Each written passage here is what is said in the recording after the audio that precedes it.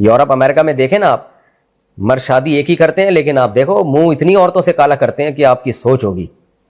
مجھے خود غیر مسلم نے بتایا یہیں پاکستان میں نے کہا کہ آپ ایک بیوی پر ساری زندگی گزارا کرتے ہو؟ اس نے کہا نہیں.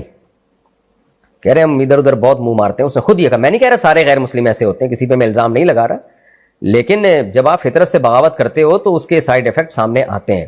تو بہتر یہی ہے جو اسلام نے راستہ دیا ہے کہ بھئی لیگل وے میں رکھو. عورت کو پتا ہو میرے شوہر کے یہ بیوی ہے، یہ بیوی، یہ بیوی. بس یہ جو شادیوں کا جب سے ہم نے ختم کیا تو عورت پریشان ہوتی ہے، پتہ نہیں کتنی عورتوں سے چکر چل رہا ہے اس کا، اور اب تو بے حیائی پھیلتی چلی جا رہی ہے، اور آگے دیکھیے ہونے والا کیا ہے. تو اس لیے بہتر یہی ہے کہ جو بات اسلام نے بتائی ہے اس کو ایکسیپٹ کر لیا جائے. ہاں لیکن ان کے حقوق ادا کرنا ضروری ہے. یہ میں بار بار کہتا ہوں، اسلام میں صرف شادیاں نہیں ہیں بلکہ ان کے ساتھ برابری کا معاملہ، ان کے پورے حقوق ادا کرنا یہ بھی ضروری ہے. گرل فرینڈ کے کوئی حقوق نہیں ہوتے. جتنی عورتوں سے آپ منہ کالا کرنا چاہو، جو بے دین لوگ ہیں وہ کر لیتے ہیں، کوئی حقوق نہیں ہوتے. جبکہ بیوی میں پھر اللہ نے حقوق رکھے ہیں. جنت میں ہر خواہش پوری ہوگی، کیا عورتوں کے ساتھ بھی یہی معاملہ ہوگا؟ جی ہاں بھائی، عورتیں بھی اللہ نے جنت عورتوں کے لیے بھی بنائی ہے، صرف مردوں کے لیے نہیں. اور قرآن میں جگہ جگہ اللہ نے فرمایا کہ من ذکرن او انثی، جو بھی نیک عمل کرے چاہے مرد ہو یا عورت، تو ہر ایک کو اپنے کیے کا بدلہ ملے گا، اور اللہ کسی کا بدلہ ضائع نہیں کرے گا، چاہے مرد ہو یا عورت ہو. یہاں وہ مشہور سوال ہے کہ عورتیں کہتی ہیں پھر مردوں کو اتنی ہو رہے ہیں، ہمیں اتنے آدمی کیوں نہیں ملیں گے؟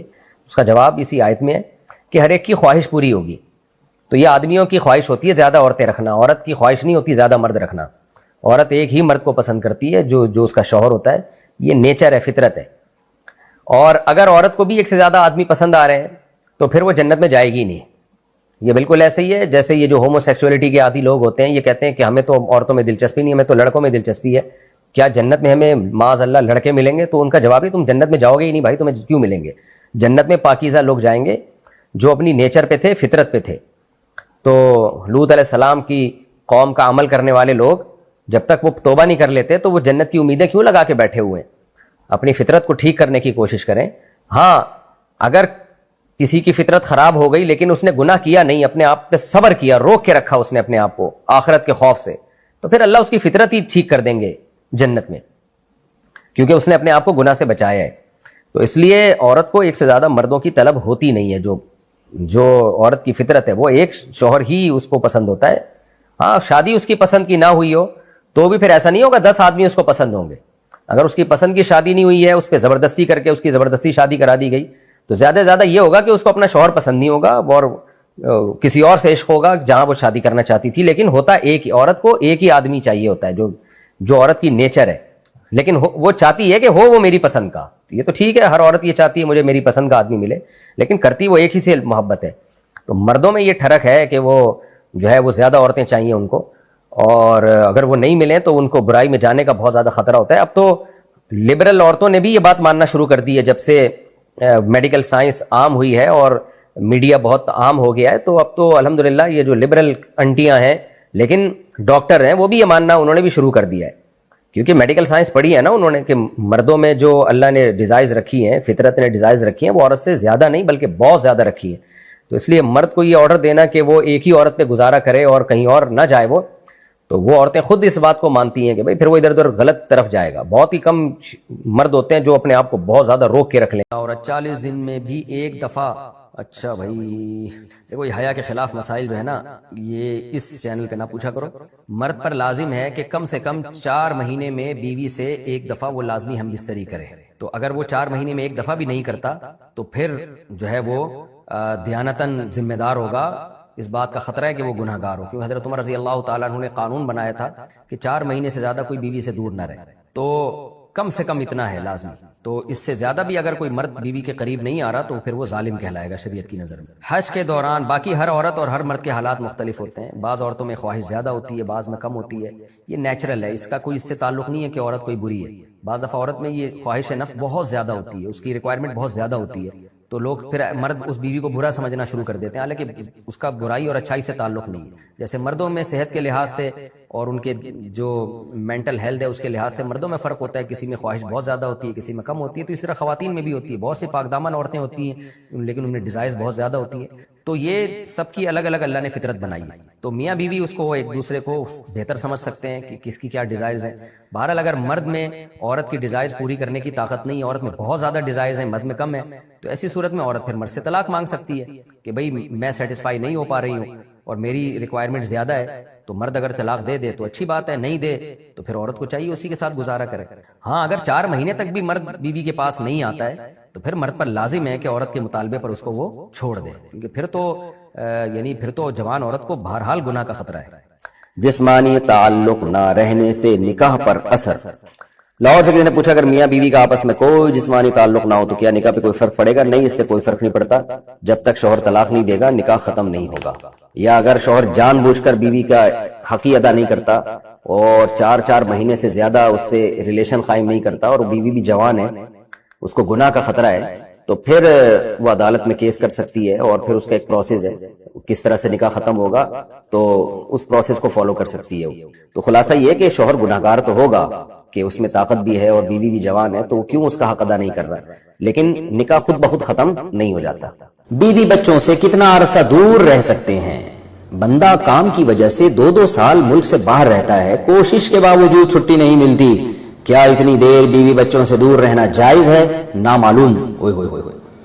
بھائی دیکھیں, ایک تو ہے حضرت عمر رضی اللہ تعالیٰ عنہ کا مشہور واقعہ ہے کہ آپ نے کچھ خواتین سے پوچھا تھا کہ عورت کتنا صبر کر سکتی ہے مرد کے بغیر, تو بعض صحابیات نے بتایا کہ 4 مہینے. تو حضرت عمر نے قانون بنایا کہ جو مجاہدین محاذ جنگ پہ لڑ رہے ہیں 4 مہینے سے زیادہ دور اپنی بیویوں سے نہیں رہ سکتے.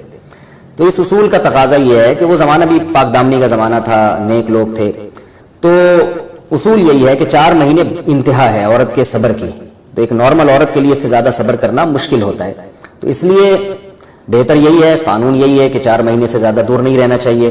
اور قرآن نے بھی یہ حکم دیا ہے کہ اگر کوئی قسم اٹھا لے کہ بیوی کے پاس نہیں جائے گا, قسم اٹھا لے, ایسا ہی نہیں بلکہ قسم اٹھا کے, تو پھر 4 مہینے میں طلاق واقع ہو جاتی ہے. بعض فقہا کے نزدیک عورت کو طلاق کا اختیار ہو جاتا ہے عدالت کے ذریعے, بعض کے نزدیک ہو جاتی ہے طلاق.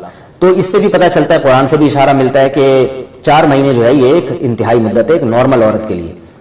تو اس زمانے میں تو اس کی اہمیت اور زیادہ بڑھ گئی ہے. وجہ اس کی ہے کہ بے حیائی, موبائل, انٹرنیٹ پر بیہودہ چیزیں, یہ سب چیزیں انسان کی شہوت کو بڑھاتی ہیں, مرد کی بھی اور عورت کی بھی. تو اس لیے بھائی میں تو آپ کو مشورہ نہیں دے سکتا کہ آپ 2 سال بیوی سے دور رہیں. میں بدگمان نہیں ہو رہا, بہت سے لوگ 4 سال دور رہتے ہیں, ان کی بیویاں بھی پاک دامنی کے ساتھ زندگی گزارتی ہیں, خود بھی بڑے نیک شریف بن کے زندگی گزارتے ہیں. بہت سے ایسے لوگ الحمدللہ ہمارے معاشرے میں ہیں, لیکن بہرحال اس کلچر کو, اس رواج کو فروغ نہیں دیا جا سکتا, اس کو اپریشیٹ نہیں کیا جا سکتا شریعت کے لحاظ سے بھی, عقل کے لحاظ سے بھی. 2 سال تک مرد کے لیے صبر کرنا کتنا مشکل کام ہے. وہ کھا بھی رہا ہے انڈے پراٹھے اور جناب کھانا پینا اسی سٹائل میں چل رہا ہے, یا تو روزے رکھ کے اپنے آپ کو آدھا کر دیا اس نے. تو سوال عورت کے ساتھ مرد کا بھی تو ہے نا, مرد میں تو قوت اور شہوت اللہ نے اور بھی زیادہ رکھی ہے, تو وہ کیسے صبر کرے گا؟ مرد کی جو قوت برداشت ہے وہ فقہا نے اور اطباء نے بیان کی 1 مہینہ ہے, تو 2 سال تک بیوی سے دور ہیں. میں پھر بھی بتا دوں, میں بدگمان نہیں ہو رہا کہ جو دور ہیں آپ ان کے بارے میں برا سوچنا شروع کر دیں, لیکن بہرحال یہ اپنے آپ کو فتنوں میں ڈالنے کے مترادف ہے. اس لیے ایسی جاب نہ کریں, 2 سال تک بیوی سے دور ہیں, یا تو بیوی کو ساتھ لے کر جائیں یا بیوی کے ساتھ ہی رہیں. کہیں ادھر ہی کم پیسوں میں انسان گزارا کر لے بیوی بچوں کے ساتھ, یہ زیادہ اچھا ہے, زیادہ پیسوں کی لالچ میں بیوی بچوں سے دور رہنا. باقی بیوی آپ کی راضی ہے اس جاب پہ, یا آپ کے پاس کوئی آلٹرنیٹ ہے ہی نہیں, آپ جاب چھوڑ کے آئیں گے تو آپ کو لالے پڑ جائیں گے کھانے پینے کے, تو ایک مجبوری ہے, مجبوری کے حکام الگ ہوتے ہیں, لیکن نارملی اس کی بہرحال ترغیب نہیں دی جا سکتی. دیکھیں قرآن مجید میں اللہ نے ارشاد فرمایا نا, یوم یفر المرء من اخیہ وامہ وابیہ وصاحبتہ وبنیہ. قیامت کے دن کی ہولناکیوں کو اللہ نے بیان کیا کہ انسان اپنے باپ سے دور بھاگے گا, بیٹے سے دور بھاگے گا, بھائی سے دور بھاگے گا.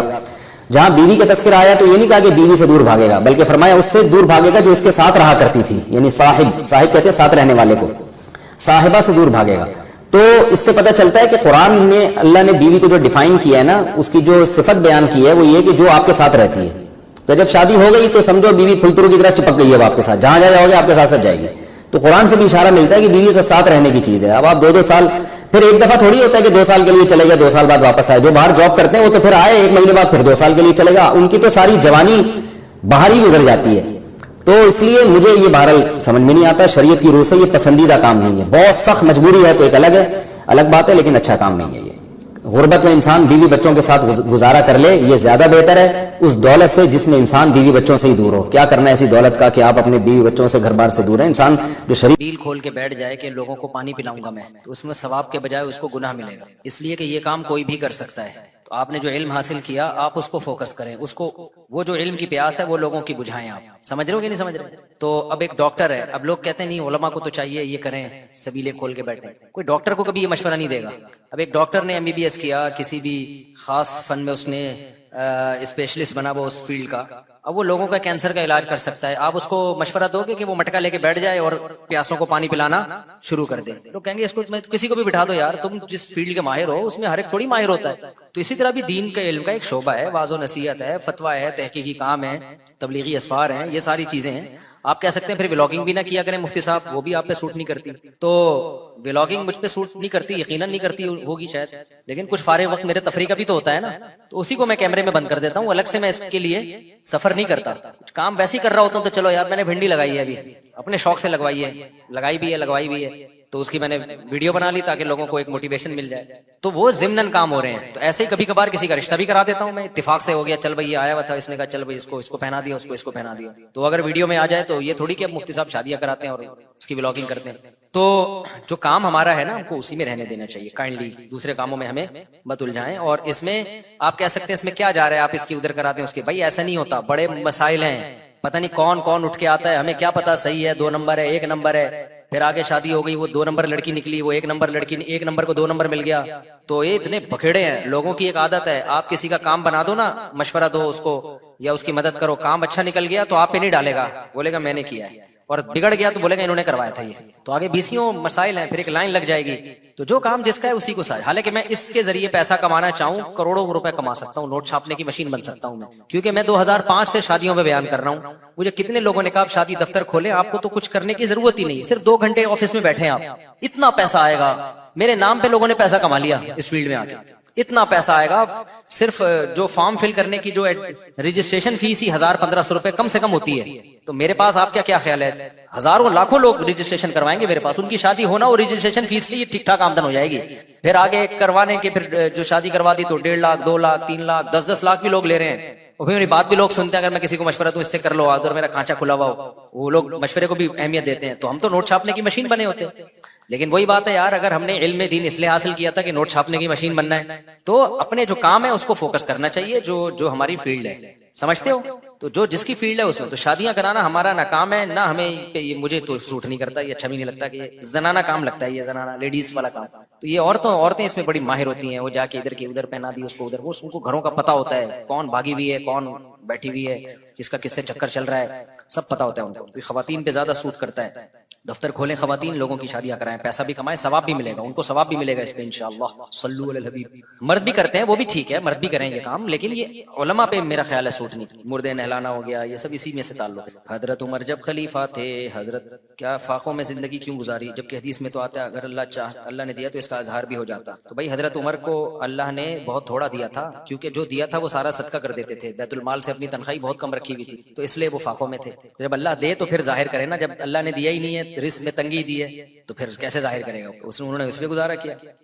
امام ابو حنیفہ کے مقلد اگر سب سے زیادہ ہیں تو چاروں اماموں میں، تو پھر رفع الدین کرنے والے زیادہ کیوں ہیں دنیا میں؟ یہ بات غلط ہے، رفع الدین نہ کرنے والے دنیا میں زیادہ ہیں. صحیح ہے نا؟ پورا بنگلہ دیش کی آبادی، انڈیا کے مسلمانوں کی آبادی، پاکستان کی آبادی، پورا افغانستان، ایران میں جتنے حنفی ہیں، اور یہی آبادی بہت کراس کر جاتی ہے. 1 ارب تو خالی انڈیا پاکستان بنگلہ دیش. برما میں میں گیا ہوں، ٹوٹلی 100% مسلمان فقہ حنفی کو فالو کرتے ہیں، ایک بھی ایسا نہیں ہے جو غیر حنفی ہو. یہ سب وہ جگہ جہاں قدیم اسلام آیا.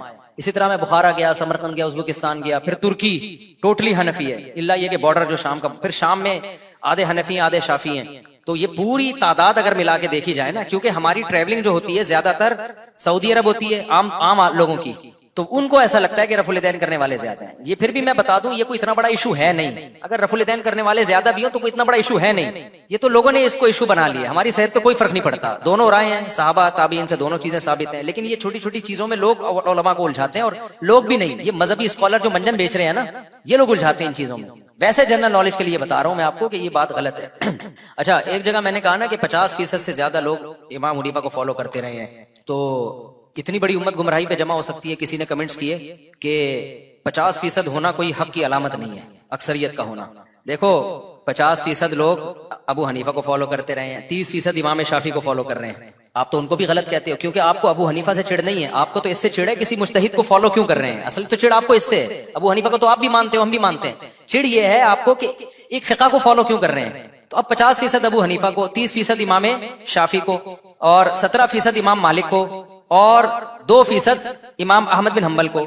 1% باقی رہ گئے جو ڈائریکٹ قرآن و سنت سے کہہ رہے ہیں ہمیں جو سمجھ میں آئے گا, جبکہ ان کا کوئی ایک نہیں ہے, یعنی ان کی پھر آگے بہت سارے اختلاف ہیں ان کے آپس میں, جبکہ ان چاروں میں بنیادی چیزیں تو سب کی سیم ہی ہے. آگے نمازوں میں رفع الیدین کرنا ہے نہیں کرنا, زور سے آمین آہستہ آمین, ان چیزوں میں اختلاف ہے. تو اب میں کہتا ہوں کہ 99% سے زیادہ امت اس وقت بھی ان چاروں مذاہب میں سے کسی ایک کو فالو کر رہی ہے, وہ غلط ہے, اور 1% جو ہے وہ کیا ہے, صحیح ہے. یہ کیسے ممکن ہے, جبکہ یہ 1% بھی اب ہیں. اگر آپ صدیاں اٹھا کے دیکھو گے نا, یعنی آج سے 100 سال پہلے جاؤ گے اور پھر آپ پیچھے جاؤ گے, تو جب سے یہ چاروں فقہ مدون ہوئے ہیں تو 99.9999% لوگ چاروں اماموں کو فالو کرتے آ رہے ہیں. 0.00001% ہوں گے جو کسی کو فالو نہیں کرتے. بلکہ ایسا بھی زمانہ آیا ہوگا کہ آیا ہے یقیناً کہ 0.01% بھی نہیں رہے, ایسا بھی زمانہ آیا.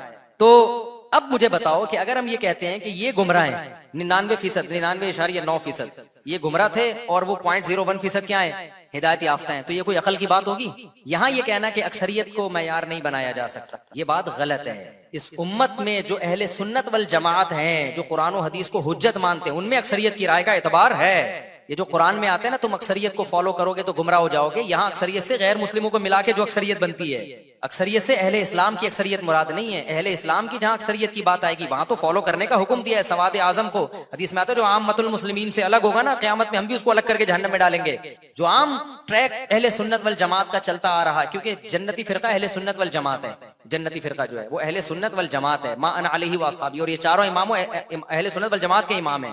تو اہل سنت والجماعت میں 99.9 کو فالو, یعنی چاروں کو فالو کرنے, اور 1% سے بھی کم وہ کسی اور کو. باقی تو پھر اہل سنت ہے ہی نہیں, وہ پھر شیعہ حضرات ہیں یا زیدی ہیں یا عباضی ہیں یا جو بھی ہیں, وہ پھر اہل سنت سے خارج ہیں. ہم تو ان کی بات کر رہے ہیں جو قرآن حدیث اور صحابہ کو حجت مانتے ہیں. تو ان میں اتنی بڑی امت گمراہی پر ہے تو بچے گا کیا؟ جنت میں دال چاول کے علاوہ کچھ ملنے والا نہیں ہے. پھر اس کا جواب نہیں دیتے وہ. ہمیشہ جو باطل لوگ ہیں نا, جو کمنٹس کر رہے ہوتے ہیں, آدھی پی جاتے ہیں, کہتے ہیں 50% حق پر کہتے ہیں. 50% تو صرف ابو حنیفہ کو فالو کر رہے ہیں, باقی بھی تو کوئی امام شافعی کو, کوئی امام احمد بن حنبل کو, کوئی امام مالک کو. تو آپ تو کسی کو فالو کرنے کو بھی جائز نہیں سمجھتے. تو اس کا مطلب یہ امت 1200 سال سے گھاس کھا رہی تھی جب سے یہ فقہ وجود میں آئے ہیں. اب آپ آگے بتاؤ گے کہ یہ ٹریک غلط ہے آپ سے. اب ہوگا کیا؟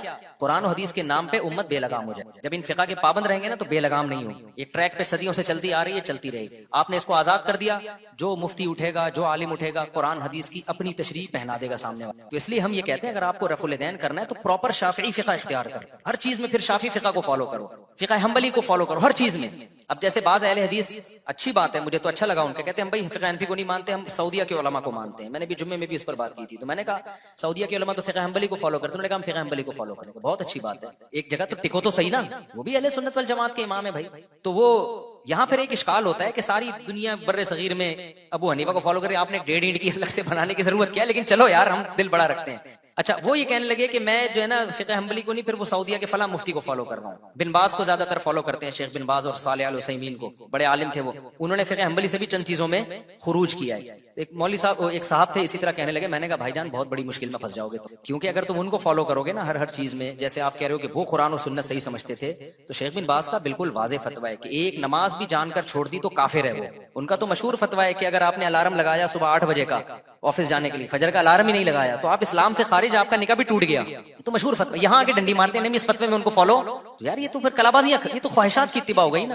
پھر یہ کہتے ہیں اس میں ان کے پاس دلیل نہیں ہے. کیوں نہیں دلیل ہے بھائی؟ ان کے پاس اس بارے میں بھی حدیثیں ہیں, جمہور کے پاس بھی حدیثیں ہیں, ان کے پاس. اور یہ نماز چھوڑنے پر کافر ہونے والی حدیثیں تو بہت واضح ہیں, صحیح ہے نا, بہت واضح حدیثیں ہیں. تو اس لیے عوام کو چاہیے فقہی مسائل میں, قرآن و حدیث کی کچھ چیزیں تو بہت واضح ہیں, ان میں سے تو کسی کو فالو کرنے کی ضرورت نہیں. جو جہاں حدیثوں میں دونوں طرف ہوتی ہیں, اس میں بجائے اس کے کہ بحث میں لگے, ایک فقہ کو فالو کرے, دوسرے کو بھی ٹھیک سمجھے. یہ ایسا طریقہ ہے جو ایکسیپٹیبل بھی ہے, صدیوں سے آزمایا ہوا بھی ہے, اور اس کا فائدہ یہ ہوگا کہ امت فروعی اختلافی مسائل میں پڑھنے کے بجائے دوسرے کاموں کو فوکس کرے گی. ورنہ رفع الیدین ہی کا جھگڑا قیامت تک ختم نہیں ہوگا. پھر جو کہتے ہیں نا ختم ہو گیا, دلائل سے واضح ہو گیا, وہ ایک طرف کے دلائل بتا رہے ہوتے ہیں, دوسری طرف کے پی رہے ہوتے ہیں. وہ ایک مولانا ایک صاحب آ گئے میرے بیان میں اور رفع الیدین کی دلیلیں پیش کرنے لگے.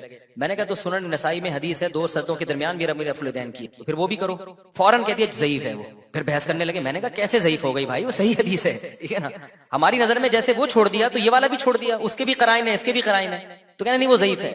اب ڈٹائی کے ساتھ کسی چیز پہ ڈٹ جاؤ تو اس کا کوئی علاج نہیں ہے. ناصر البانی نے اس کو ضعیف قرار دیا ہے, سوری صحیح قرار دیا ہے. تبھی میں نے سنا ناصر البانی کا فتویٰ بھی تھا کہ 2 سجدوں کے درمیان بھی رفع الیدین کرنا چاہیے. واللہ عالم, اس کی مجھے پوری وضاحت نہیں ہے کہ ہے بھی ایسا, لیکن سنا ہے. تو یہ امت انہی جھگڑوں میں لگی رہے گی, یہ صحیح ہے وہ ضعیف ہے, یہ فلانا ہے ڈمکانا ہے. اور یہ وہ لوگ صحیح حدیث کو ضعیف کہہ رہے ہوتے ہیں یا ضعیف کو صحیح کہہ رہے ہوتے ہیں جن کو علم اصول حدیث کی الف بے بھی پتہ نہیں ہوتی, نہ ان کو تدلیس کا پتہ ہے نہ ارسال کا پتہ ہے. ایک نے لمبی پھینک دی, میں نے ایک حدیث پیش کی, میں نے کہا یہ دلیل ہے, کہہ رہے یہ تو مرسل حدیث ہے اور مرسل بالاتفاق ضعیف ہوتی ہے. میں نے کہا یار پھینکنے سے پہلے, اس وقت یہ یوٹیوب اتنا زیادہ عام نہیں تھا, میں نے کہا کچھ خدا کا خوف کرو یار, مرسل حدیث کو کہہ دیا بالاتفاق کیا ہوتی ہے. یہ تو پوری بحث ہے کون سی مرسل قابل قبول ہے, کون سی مرسل کہتے ہیں صحابی تابعی کی کو حذف کر کے تابعی جو ہے نا صحابی کا نام حذف کر کے ڈائریکٹ نبی سے حدیث پیش کرتے ہیں, تو صحابی کو بیچ میں سے انہوں نے کیا کر دیا حذف. اب ہمیں پتہ نہیں بیچ میں راوی کون سا غائب ہے, اس پہ تو علماء کا بڑا کلام ہے کہ یہ صحیح ہے یا ضعیف ہے. انہوں نے پھینک دی لمبی کہ کیا ہوتی ہے یہ, پھینکتے رہو لوگ ایک دم واہ بھائی واہ, سند متصل چونکہ نہیں ہے لہذا حدیث ضعیف ہے. سند کا اتصال ہمیشہ صحت کے لیے ضروری نہیں ہے. پوری ایسے ہی تھوڑی 2 سال کے علم حدیث کے تخصص ہو رہے ہیں, بیٹھ کے پھینکے جا رہے ہیں. لوگ کہتے ہیں ماشاءاللہ ماشاءاللہ. تو وہی ہے جیسے نیم ڈاکٹر حکیم خطرہ جان ہے, یوٹیوب پہ نیم ڈاکٹروں کے کلپ دیکھ دیکھ کے لوگ برباد ہو گئے ہیں نا. کورونا کے دنوں میں قہوے پی پی کے بیڑا کیا کر دیا غرق. نیم حکیموں کے کلپ آئے ہوئے تھے, یہ سنا مکی کا قہوہ بنا کے پیئیں, اس سے کیا ہوگا کہ یہ شفا ملے گی. حدیث میں آتا ہے لیکن یہ قہوے کا تھوڑی حدیث میں ذکر ہے. اور اس موقع پہ وہ پلائے لوگوں نے, اس سے نقصان کیا ہوا کہ آپ کو موشن ہوئے اور آپ کے جو امیون سسٹم تھوڑا سا لنگڑا لولا سا باقی رہ گیا تھا وہ موشن میں بہہ گئے. وہ کیا ہوا موشن میں, تو ہمارے ایک استاذ کو ہو گیا تھا کہ ہمیں بہت پی انہوں نے مختلف قسم کے, پھر بھی ہو گیا نا. تو اب دلیل تو اس کے پاس بھی ہے, سنا مکی جو ہے اور کلونجی جو ہے اس میں شفا ہے. شفا کا یہ مطلب تھوڑی ہے اب شہد میں شفا ہے, کیا مطلب شوگر لو ہو رہی ہے تو شہد کھاؤ شفا ملے گی. پہلے ہی شوگر ہائی ہوئی ہے, پھر آپ نے کہا قرآن میں آتا ہے شفا ہے اور پی لی تو لیٹ جاؤ گے آپ, مر جاؤ گے آپ. سمجھتے ہو ہر چیز یہ تو سائن ہے, علامتیں ہیں. اب شفا کیسے تو ڈاکٹر بتائے گا, جو ماہر حکیم ہے تجربے کار حکیم ہے وہ بتائیں گے. تو جیسے انڈ شنڈ, اور میں نے دیکھا یوٹیوب پہ جو ایکسپرٹ ڈاکٹرز ہیں نا ان کے ویوز کم ہیں, جو پھینکو ہیں ان کے ملینز میں جا رہے ہیں, تناتن جائے جا رہے ہیں. تو عوام چاہتی ہے کچھ نئی چیز لاؤ مارکیٹ, تو بس وہی آ رہی ہے. اچھا بھائی مفتی صاحب میرا اعتراض یہ ہے کہ آپ ماشاء اللہ مالدار ہیں, تو پھر آپ بھی مسجد مدرسے سے وظیفہ اور مسجد کا گھر کیوں لیتے ہیں؟ یار دنیا میں کوئی شخص, اول تو آپ کو کیسے پتا چلا میں مالدار ہوں؟ پہلی بات تو میں تو اپنے آپ کو پہلے سے ہی کروڑ پتی سمجھتا ہوں. جب میرے پاس ایک پھٹ پٹی سی بائک تھی, میں تو ہوں مالدار, اب بھی ہوں, اب تو پہلے سے اللہ نے بہت زیادہ دے دیا. آپ کو کیسے پتا چلا مالدار ہوں میں؟ ایک بات. دوسری بات, اگر ہوں تو کسی خدمت کے عوض میں کوئی وظیفہ لینا ناجائز ہو گیا ہے کیا؟ یعنی امام غریب ہو تو تنخواہ لینا جائز ہے, غریب نہیں ہے تو تنخواہ لینا جائز نہیں ہے؟ یہ کون سا کس کا فتویٰ ہے بھائی؟ تو یہ کہاں سے نکلا؟ اور دوسرا میری جو تنخواہ ہے نا مسجد میں, وہ اگر آپ کو پتا چلے تو آپ بولو کہ تکلف کی آپ کو ضرورت کیا ہے. اس میں گٹکا بھی نہیں آتا آج کل, سمجھ رہے ہو, تو وہ گٹکا بھی نہیں آتا اس میں. اور مدد جامعۃ الرشید سے جو میری تنخواہ ہے وہ بھی اگر میں آپ کو بتا دوں تو, اور کتنے سال میں 23 سال پڑھا رہا ہوں, 23 سال کے بعد تو کہاں تنخواہیں پہنچ جاتی ہیں کسی ادارے میں. تو علماء بیچاروں کی ایسے ہی وہ اس قابل نہیں ہوتے کہ ان کو عار دلائی جائے کہ آپ تنخواہ کیوں لے رہے ہو. وہ جو لے رہے ہیں وہ بہت ہی آپ سے بھی زیادہ مختصر ہے وہ. اچھا, اور پھر چھٹیوں پہ کٹتی ہیں تنخواہیں ہماری جامعۃ الرشید میں. ہماری ہر گھنٹے کی غیر حاضری لگتی ہے, 1 منٹ بھی لیٹ ہو گیا نا تو اسے 1 منٹ کی بھی تنخواہ کٹتی ہے جامعۃ الرشید. تو مجھے تو صرف رمضان میں پتا چلتا ہے میری تنخواہ کتنی ہے, کیونکہ وہ چھٹیوں کی تو پوری تنخواہ ملتی ہے, باقی تو 1 منٹ بھی لیٹ ہو گئے تو اس کی تنخواہ کٹے گی. تو یہ تو علماء, اور میں تو چلو اللہ نے مجھے دوسرے بھی وسائل دیے ہیں کمانے کے, لیکن جو دیگر علماء ہیں ان بیچاروں کی حالت تو حکومت سے تعلق 2 طرح کا ہوتا ہے. ایک ہوتا ہے چاپلوسی کے لیے, اس میں لینے کی کوشش کی جاتی ہے کہ تھوڑا سا مکھن لگاؤ, پھر یہ کاغذ اپنے نام کروا لو, یہ اپنے نام کروا لو. تو ہمارے جو شیخ مفتی عبدالرحیم صاحب ہیں ان کے تو بیٹے بھی مدرسے سے ان کا تعلق نہیں ہے. انہوں نے تو وصیت کی ہے میرے مرنے کے بعد میرے بیٹے مدرسے کے محتمم نہیں بنیں گے, مدرسے میں کسی قسم کا انتظام ان کے ہاتھ میں نہیں آئے گا. حالانکہ ان کے بیٹا میرا شاگرد ہے. میرا خیال ہے جامعۃ الرشید میں نہیں کہہ رہا سب سے نیک وہی ہے, یہ دعویٰ نہیں کر رہا, لیکن جو بھی اس سے ملے گا وہ کہے گا بہت نیک ہے. یہ رمضان میں ایک دن میں 15 پارے پڑھنے کا معمول ہے. دینی علوم بھی ہیں, دنیاوی علوم بھی ہیں, بہت سی استعداد ہے.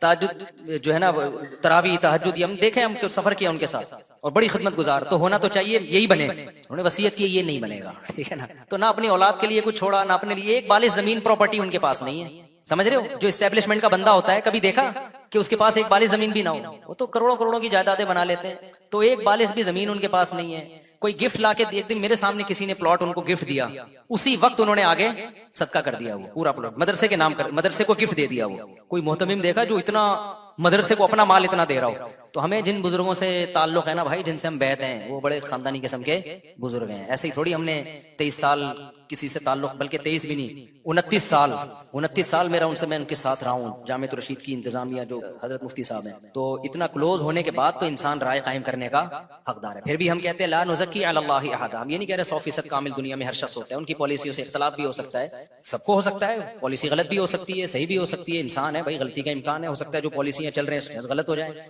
اس کے فائدے کے بجائے نقصان ہو جائے، لیکن صحیح بھی ہو سکتے ہیں. تو ان کے پاس جب آپ بیٹھو تو آپ کے ہر اشکال کا ان کے پاس جواب ہے. تو یہ ایک فضول بات بہت زیادہ چلائی. حدیث میں آتا ہے کہ میرے بعد اگر کوئی نبی ہوتا تو عمر ہوتے، جبکہ حدیث میں بھی تو آتا ہے کہ علی میری نسبت تم سے وہی ہے جو کہ یوسف کی ہارون سے، لیکن میرے بعد کوئی نبی نہیں ہے. تو کیا تعارض ہے؟ حدیث میں تعارض نہیں ہے بھائی. جو فضیلت عمر کے بارے میں وہی علی کے بارے میں.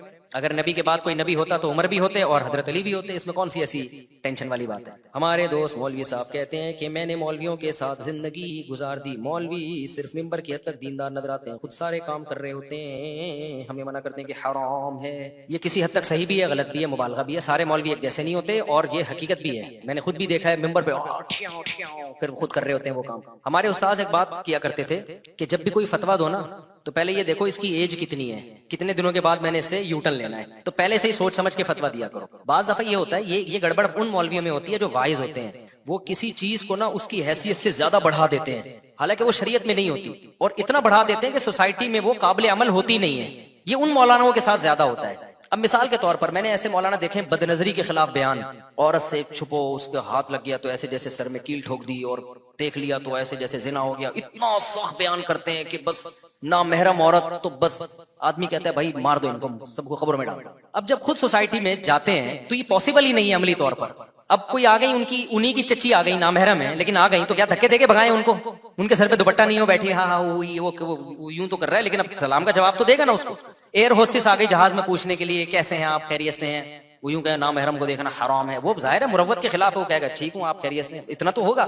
تو یہ وہ مولانا لوگ ہیں جو شریعت کو ابھی سوسائٹی میں چلے ہوتے نہیں ہیں، انہوں نے صرف گھر مدرسہ ممبر دیکھا ہوتا ہے، تو ایک ایسی چیز قرآن و سنت سے نکال کے پیش کر دیتے ہیں جو قابل عمل نہیں ہوتی. اس وقت تو واہ واہ ہو جاتی ہے، کہتے ہیں ایسے ہوتے ہیں ڈنکے کی چوٹ پہ حق بیان کرنے والے، ڈرتے ورتے نہیں ہیں. جب خود پھنستے ہیں تو کیا کرتے ہیں بھائی، یہ کیا ہو گیا، پھر لوگ بدگمان ہوتے ہیں. یہ دیکھو، اس کی میں ایک آسان مثال دوں. یہ جو بارات کا کھانا ہے نا، یہ اسلام میں ثابت نہیں ہے. نبی نے ولیمہ کیا ہے، بیٹیوں کی شادی پہ ایک کھجور بھی نہیں کھلایا. اسی طرح جہیز بھی ثابت نہیں ہے. لیکن میں جب بھی یہ بیان کرتا ہوں نا، میں کہتا ہوں بارات کا کھانا ثابت نہیں ہے، اس کا بائیکاٹ کرنا چاہیے. لیکن کوئی ایسا نہیں ہے کہ کوئی یعنی سائیڈ افیکٹ کی وجہ سے ناجائز ہے، اس کے سوسائٹی پہ برے اثرات پڑ رہے ہیں. اب آپ کی اپنی بہن کی شادی ہو رہی ہے اور آپ بارات میں نہیں گئے، تو آپ کا جو بہنوئی ہے یا آپ کے جو بہن کے سسرال ہیں وہ بولیں گے یہ بندے کہاں شارٹ ہو گئے. 3 مولوی تھے بھائی، وہ تینوں یہ بہن کی شادی سے غائب ہو گئے. ان کو یہ بات سمجھانا کہ بارات کی وجہ سے بائیکاٹ کیا ہے، یہ بات ان کو سمجھ میں آئے گی؟ آپ کہہ سکتے ہو پھر وہ بائیکاٹ کر لیتے، بائیکاٹ کرتے رشتہ نہیں ہوتا آگے. نتیجہ کیا نکلتا؟ رشتہ ہی نہیں ہوتا آگے نا. تو آپ نے شروع میں بات ایسی کیوں کی ہے جو سوسائٹی میں قابل عمل نہیں ہے؟ ہمیں شریعت میں اس کی 20 مثالیں، ایک سیکنڈ، 20 مثالیں ملتی ہیں.